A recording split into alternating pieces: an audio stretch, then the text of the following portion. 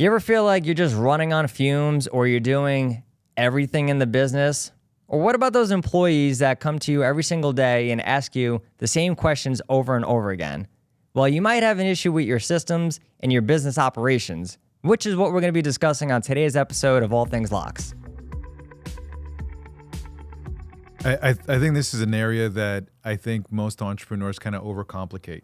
And most of the time it's because when you're looking at some statistics from like the Small Business Administration, I think it's over 60% of businesses are citing that one of their biggest issues in their company are systems.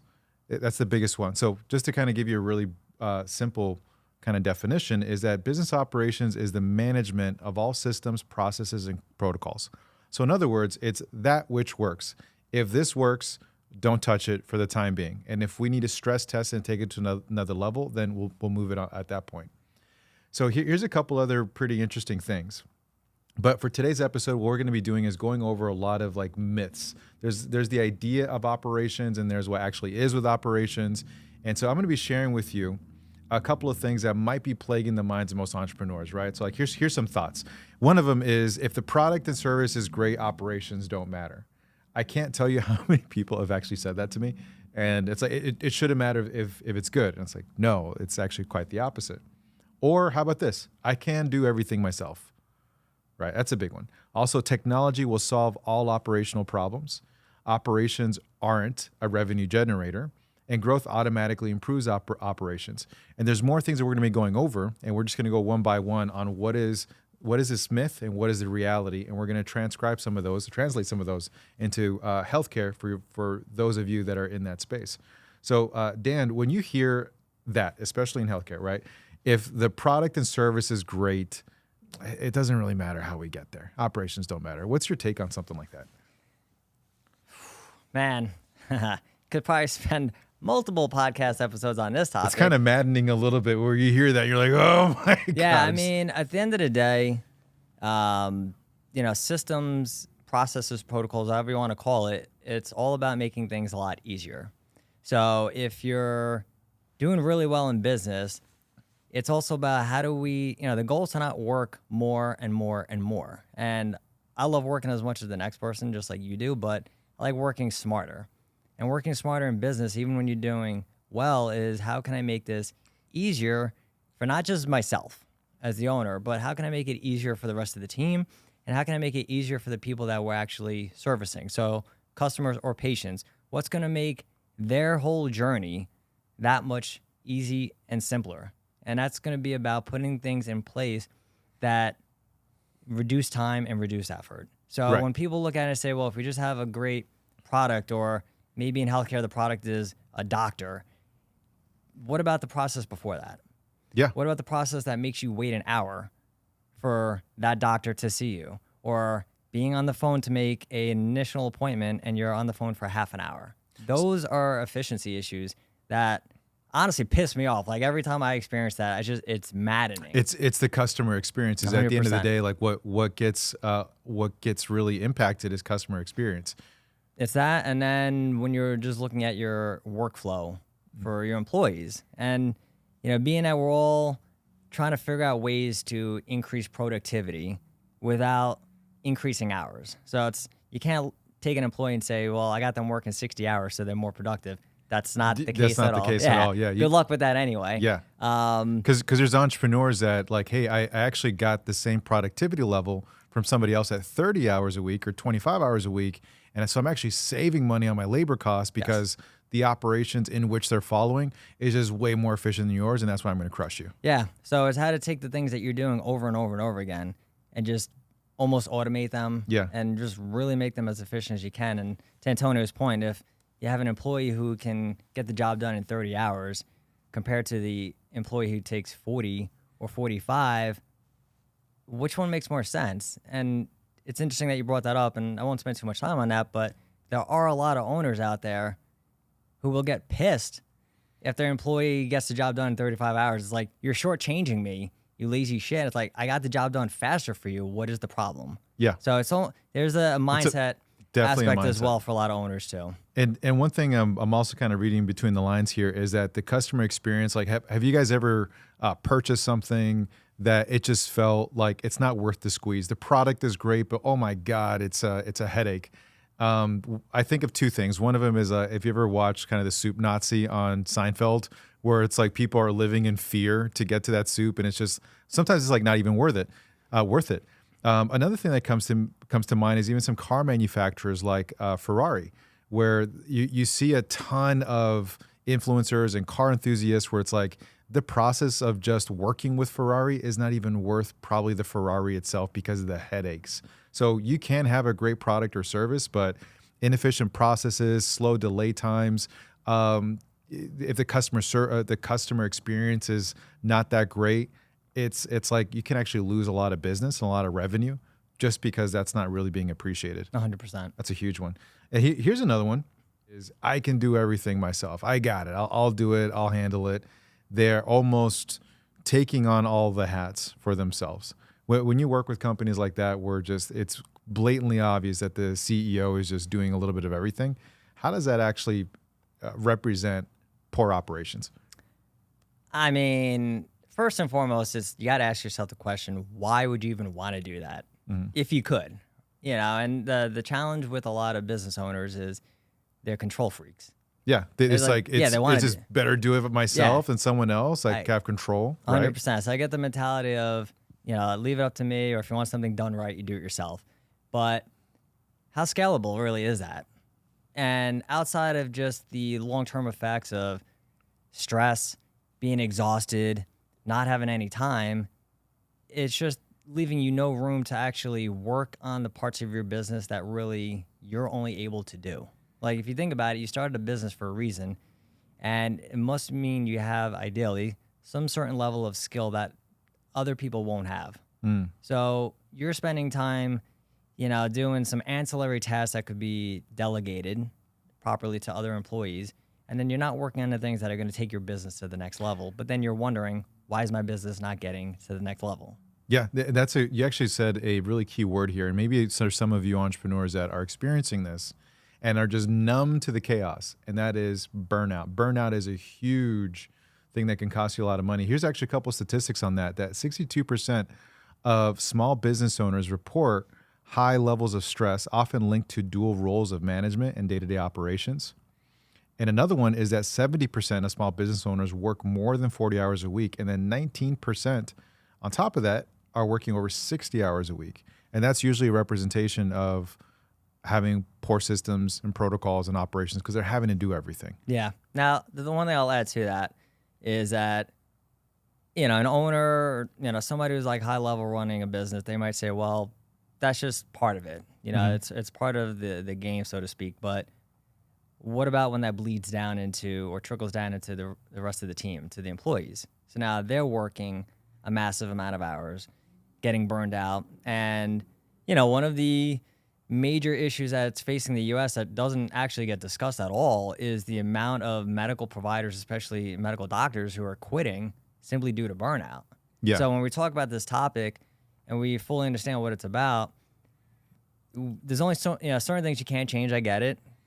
Some healthcare organizations have to see more patients, but then what are ways that we can also reduce inefficiencies elsewhere to give some support and to help these individuals, reduce their workload instead of just continuously piling on and then expecting things to kind of stay the same? Yeah, I would say that's probably one of the biggest things that you and I, when we came together for best practice strategies, that like if these doctors are quitting because of burnout, and then you reverse engineer, like, why are you getting burnt out? It's like, well, because of this operation or because of this system or because of this or that or that. And I'm spinning like 15 plates at the same time and I'm trying to give stellar care.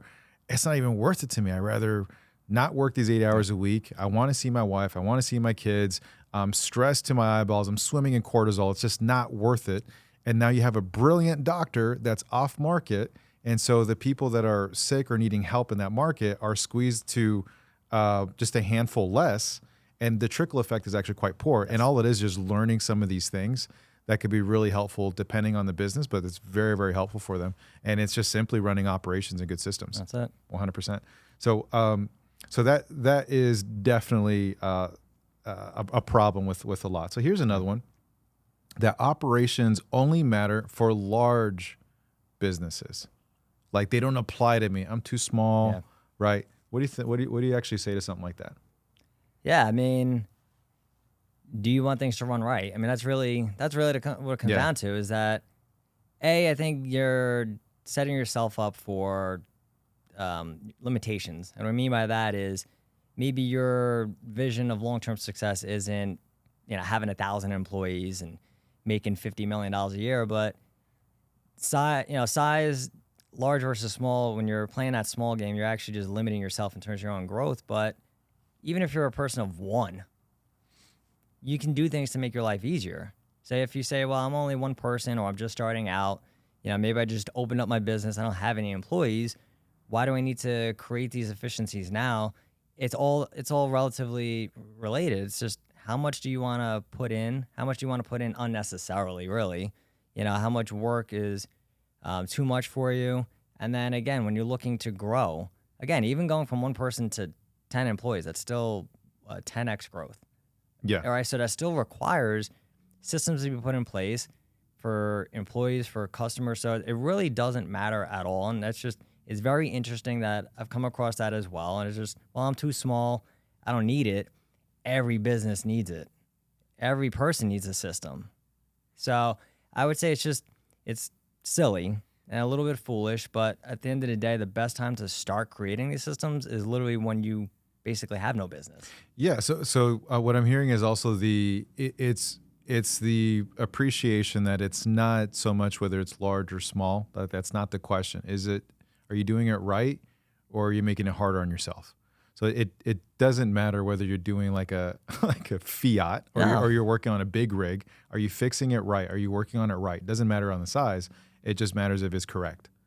That 100%. Straight So up. even if you're a solopreneur, it's how do I still do the same thing, get the same output, but with maybe less effort or not as much time put into it. So that should be really the goal for any single business. Yeah, 100%. That there is no like the best time to set your processes up is at the very beginning.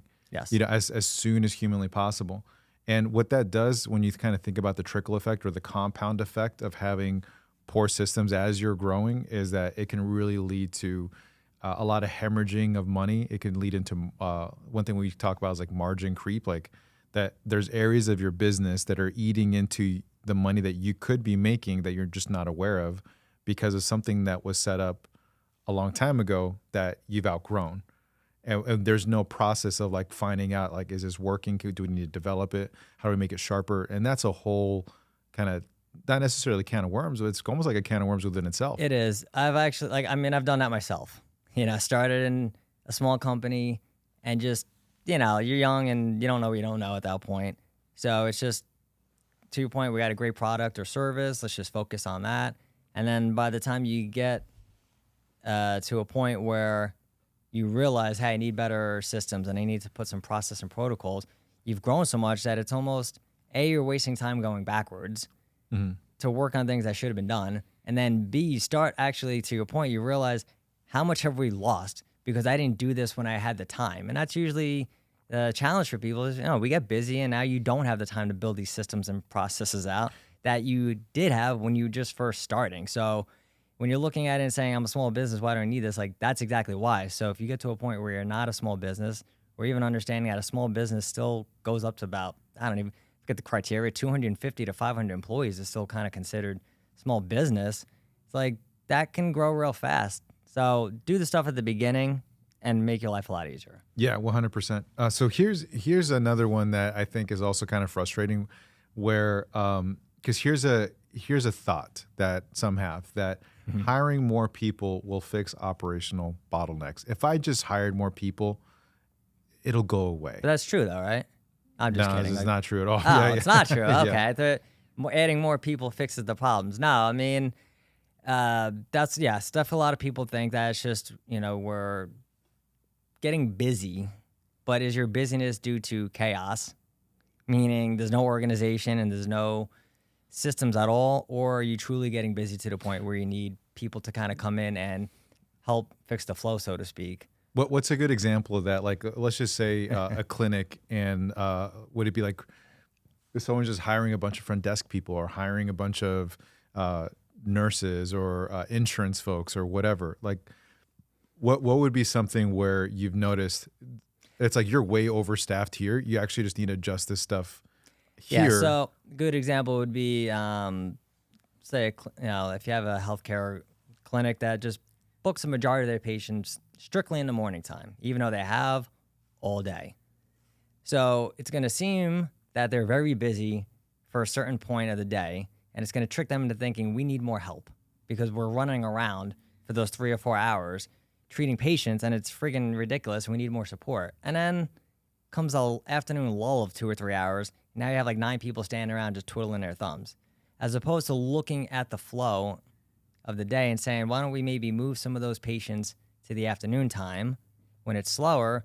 You create a way better flow, and then you end up actually reducing the workload for employees, and you actually give better care for the patients because now they're not waiting for an hour, and now they're not all pissed off when they finally get called back, and they get a better outcome because the doctor's not, crushed for time where he's looking at his clock saying, all right, I got 5 minutes with this person. Let me run through this. Now they can look and say, no, I got 15 or 20 minutes and actually build some rapport with this person and, give them more value. Right. And a big part of that too is maybe identifying scheduling systems or software that can support it.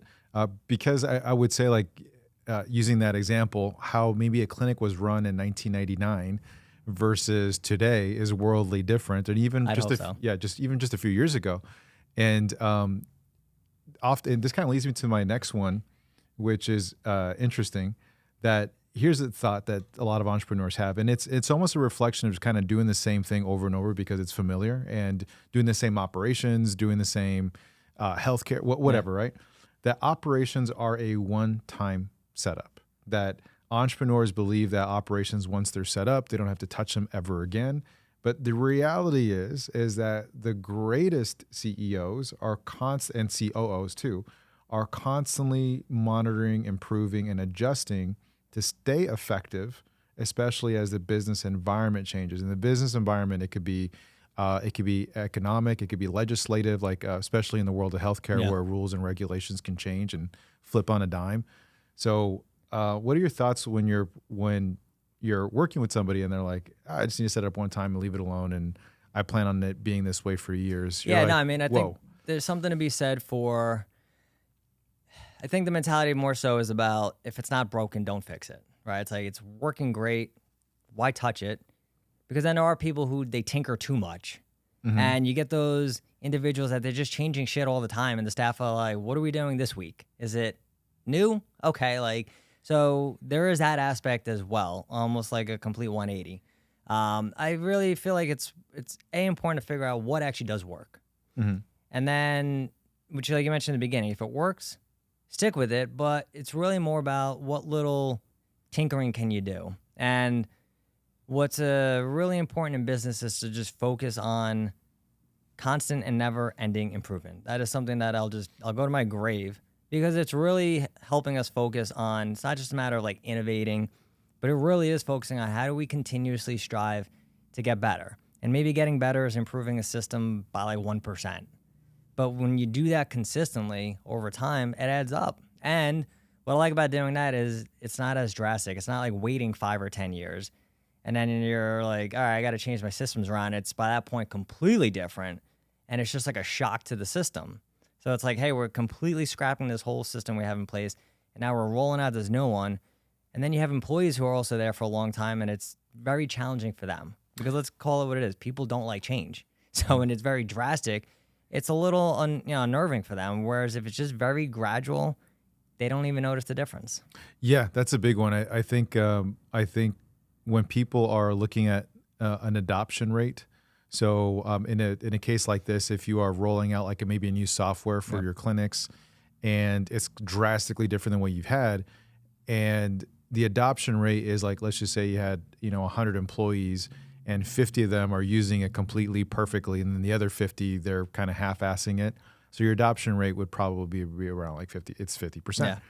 And so if you really look at it, it's if 50% of your company are doing what they're supposed to do and the other half are not, how does this affect the general business, right? Is there delays in service? Is there money being lost? Whatever. So a big part of this is probably, I would say, and would you say, in terms of just understanding human nature around the world of operations. Yeah. And, there are some things that you just can't avoid. If you're switching your electronic health record system, which if you've done that, freaking nightmare.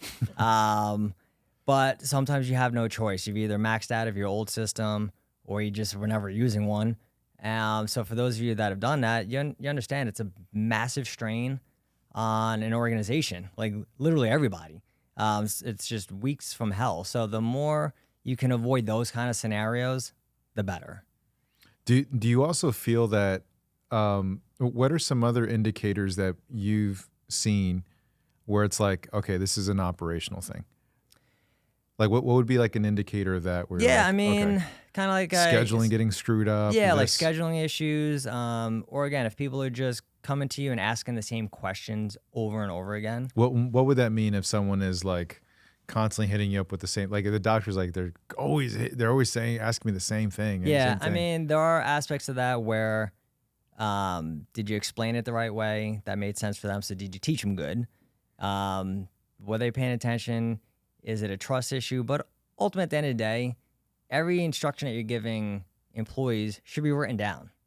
So they don't have to, because again, people are going to forget stuff. Like we're humans, they're not robots. So you got to anticipate people forgetting things. You have to give them a reference to where to go to. And the reference shouldn't be you.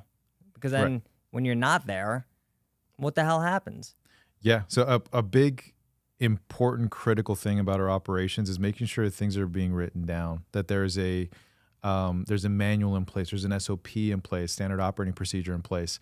So if someone were to die, retire, or quit, whether it's you or like a key manager that has all the answers, and if something were to happen, then we're screwed. But if there's a location where everything is housed, everything is set up, whether it's on a cloud or which I do recommend, especially nowadays, right? You just don't want to have one random manual that you've been holding on to for years, but having a place where people can move to and double check their work that's constantly being updated and worked on.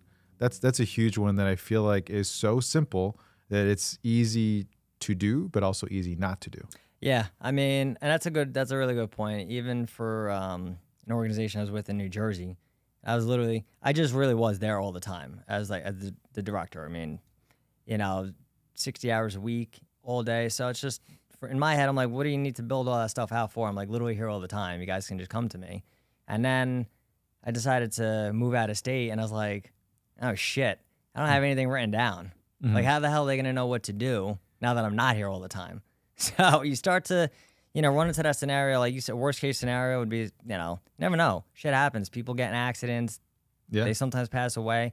And now you're left trying to figure out what the hell do we do here? How do we navigate through something as simple as clicking onto our electronic system? I don't know how to train people on that, and I have no directions here. So it's just making sure you don't take for granted your time as well. So when someone implements really good systems into their company, we always talk about like it in creating systems, you will make more money.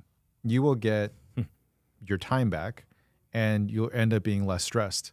And it feels like oftentimes when we go down the road of operations and systems and processes and protocols, that it's kind of sometimes with some entrepreneurs, and let me know what you think about this, is that, hey, we can get you in shape. You're going to feel great, but we need to make sure that your sleep recovery is good. We need to make sure that your diet is on point, your exercise program, and that's how we're going to accomplish that. And sometimes people just almost turn away.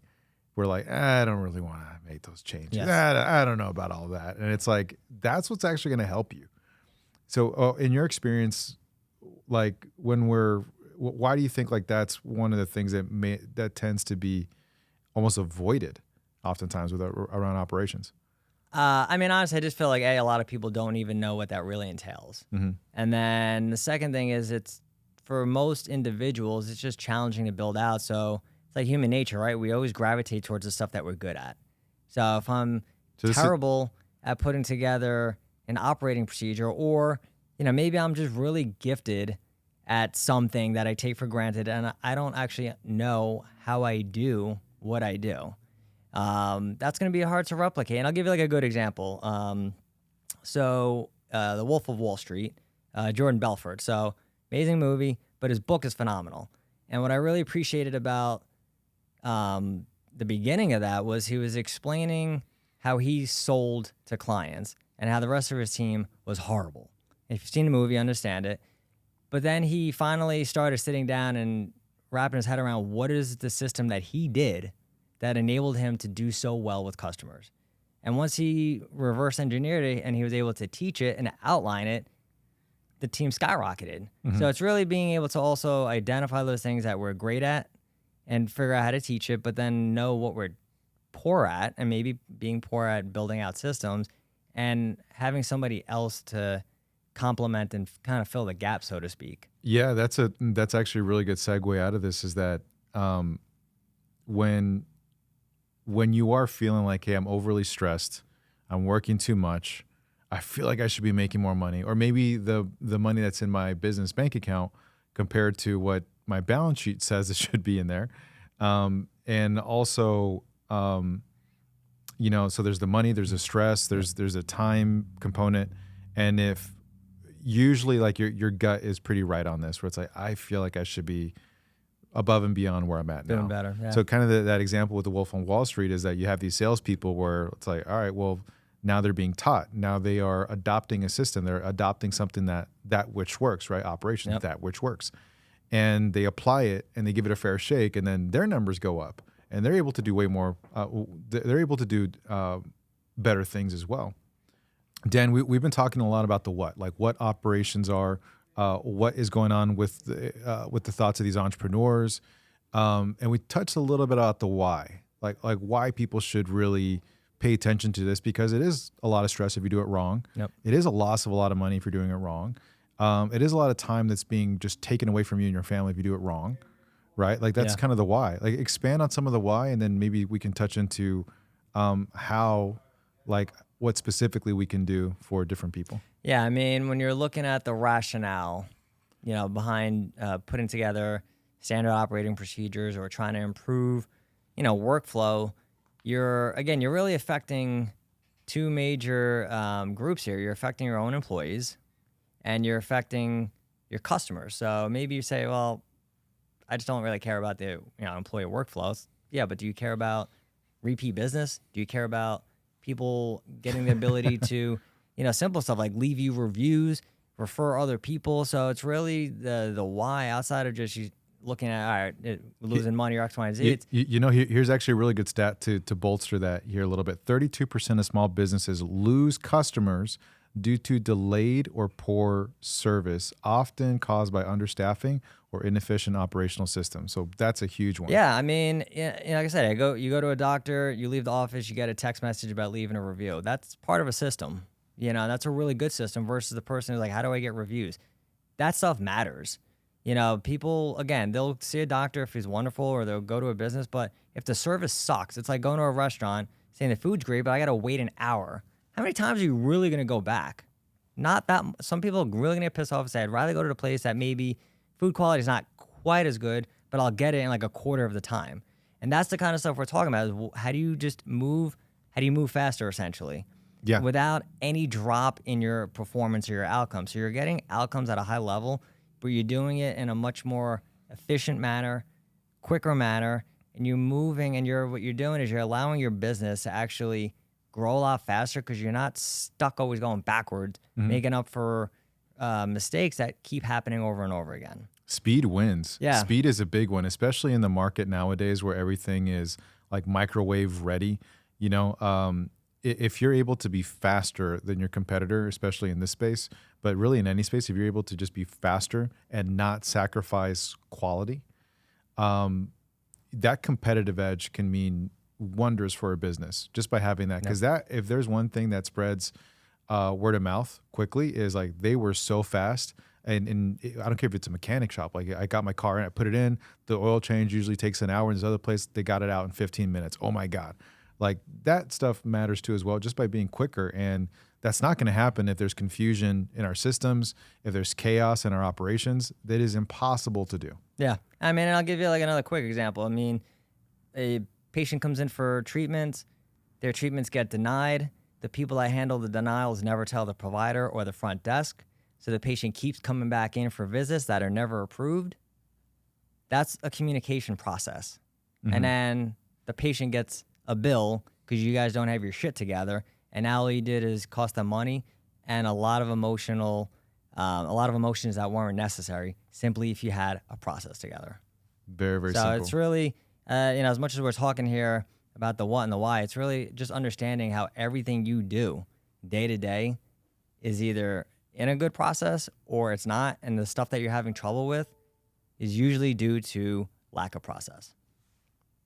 I love that. I think if, what would you say to some business owners or doctors that are kind of in that spot where they're like, okay, I've listened to this, I identify with this, I identify with that, that's definitely me, or I've been feeling this way, or if someone's an employee and they're like, okay, that's definitely, some of our managers are struggling with that. Like, what's a recommendation that you would have them do? I mean, overall, you have to start by just really looking at everything that goes on day to day, from soup to nuts. And that's why the sooner you can do that, the better, because you're busy now, but then you're evaluating, all right, what's the process look like for somebody to even just book an appointment? What's the process look like for them to actually come into the clinic? Then what happens during the visit? What happens after? So there's a lot of analysis that has to happen. How do we handle X, Y, and Z? How do we handle a patient getting a bill? So it's being able to take a real big perspective, a nice 360 view of everything that's going on in the business to see what's actually running very well. What do we not have problems with? And that's usually the things that you deal with every single day. That's probably where I would start. That usually tells you we have something, a blockage going on here, or something's not running smoothly. If we're dealing with kind of like what are the fires that you have to put out every single day? And I know for some of you probably feel like firemen at this point. You're like, all they do all damn day is just put out fires for problems. That's probably where I'd start. What are the things that continuously pop up?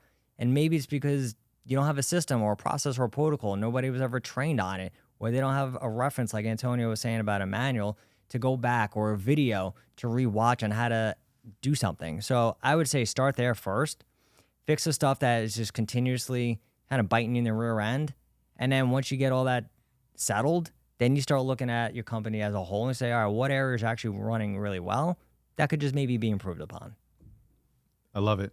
So I would say that I would probably definitely echo that if you're in that spot where things are resonating, one is just get help. Especially if you are working like over 50, 60, 70 hours a week. And then I'm asking you, hey, can you document everything that you're doing with your company? It's like, I don't have the time to do that. Yes. I just don't. So get help. We're definitely a great resource for different people if they are needing that. So connect with us on our website too as well. And I feel like this is probably a really great spot for them to kind of learn more about strategy on our next episode. Yeah, I mean, that's a great point. Look, I have a coach. You have a coach. It's having somebody to help us. So don't feel, again, going back to the beginning of our conversation, where as an entrepreneur or, if you're just a really great manager or director, you're going to generally have that kind of personality where you want to do everything yourself. It's impossible. I've made that mistake. I know you've made that mistake. Try to just take on so much. Get some help. Whether you reach out to us is ideal, but just do something. Look for assistance. Know that it doesn't have to be you.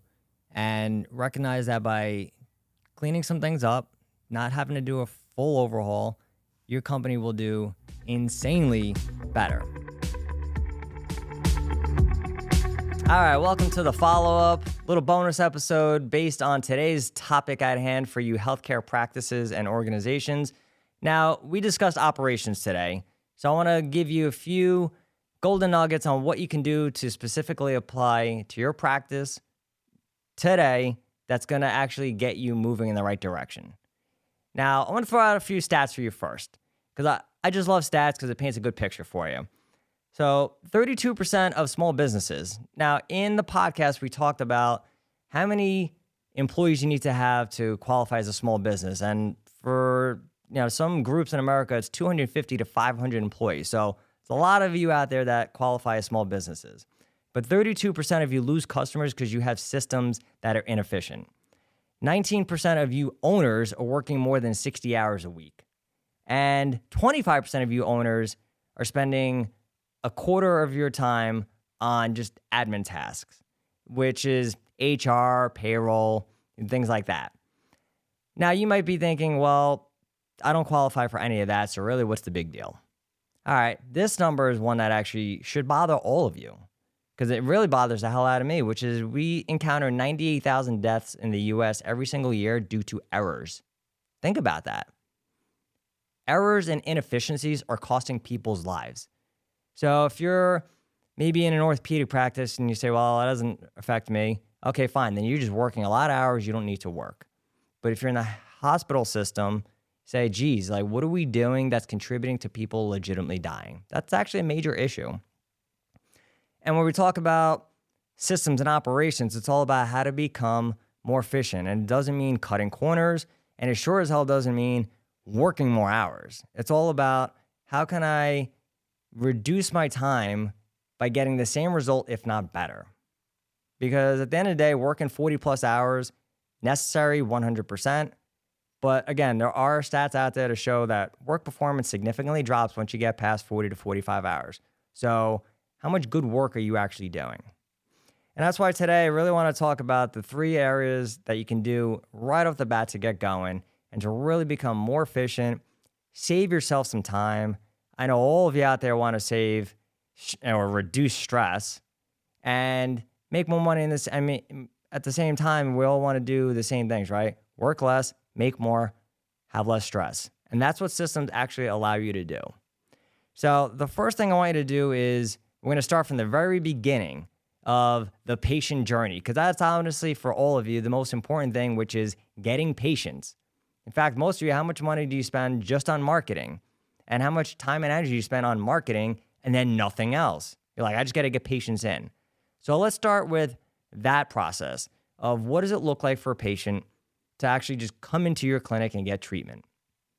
I'll tell you one thing right now. For me personally, and I know for a lot of you, this might not bother you, but you're not the patient. Calling a practice, having nobody pick up the phone, and then not even getting a call back on the same day when you called early in the day, that's a system issue. And that's what I've encountered multiple times, which it just boggles the mind. So when we're looking at easy things that we could start with is, how about a system that we can develop that actually guarantees that we pick up the phone when people are actually calling to make appointments? Again, you're spending money on marketing. Maybe it's an agency or social media, but then you're not even capturing the patients because you don't have a system in place to just actually answer phone calls. So I want you to start there first. What am I doing to actually capture all the patients? What am I doing to maximize the amount of money and time that I'm spending? I can tell you right now, that beginning process of getting patients through the door is going to set the stage for their retention. And that is one of the name of the game in medicine is people ultimately, you want them to either come back or you want them to refer friends and family. You already put a bad taste in their mouth by not picking up the phone and not actually calling them back and now making them have to do the work to call you back again. So you're going to start with your patient intake system, number 1. And then number 2, when we discuss patient retention, simple, easy things that you guys can do that you're not doing. And there's a reason we're calling this bonus episode the follow-up, because it's honestly one of the areas in healthcare that a lot of you suck at. You don't follow up with the patients. I get more follow-ups from mechanics than I do from medical providers, which always blows my mind. How can you simply follow up with a patient after a visit, follow up after a procedure, after an injection or a surgery? I mean, I've had patients get surgery and then no follow-up from the doctor. It's just like, what are you guys doing? Like, we're missing such easy concepts. And I know this is customer service, which for a lot of you is just hard to kind of wrap your head around it. But these are things that will differentiate you. And they're small actions that carry a lot of weight with patients. And I can tell you that as part of my own practice, when I would follow up with patients, it always blew their mind. They always came in and said, man, you were the first person that ever called me. Like, think about that. And these are people who are in their 50s, 60s, and 70s who have definitely been to the doctor, but they were so appreciative. So this little behavior and a little change in your system to say, hey guys, the new system is we call patients the next day. Or if I had a new patient in the morning, the new system is we call them before we leave to see how they did today. That should be a new system that you put in place. So patient retention, are you following up with them months later after you discharge them? Well, Dan, I don't have the time. You don't have the time not to do these things. Or you can be stagnant, or you can spend more money on marketing to get more people through the door instead of focusing on the patients you already have. And then the last thing I want you to start doing right now is to start building out some standard operating procedures. Now, we discussed that in the episode. Everything that you do in your practice, start writing down what you do and how you do it and why you do it. Or you can just keep repeating the same things to the same people over and over again and use up a lot of time on training. Or worst case scenario is the person who does all the training quits or moves, or God forbid, they maybe pass away, and now you're stuck not knowing exactly what the hell to do. And this is, again, I mentioned this. I made this mistake. I was always in the clinic. I didn't really just think I needed to do this until I actually was leaving the clinic, and then I realized, man, I got to set these people up for success. So start documenting everything and create a training manual. So again, I want you to start by looking at your intake system for new patients. Number one, you're spending the money, so make sure you get them in. Number two, I want you to start looking at patient retention. What does our follow-up look like? Well, how often do we call a patient or text them? How often do we check in after I discharge them? When do I follow up with them maybe a few weeks or months down the road? And then thirdly is to start creating some standard operating procedures. Start writing down what you're doing. All right, I'll catch you next time.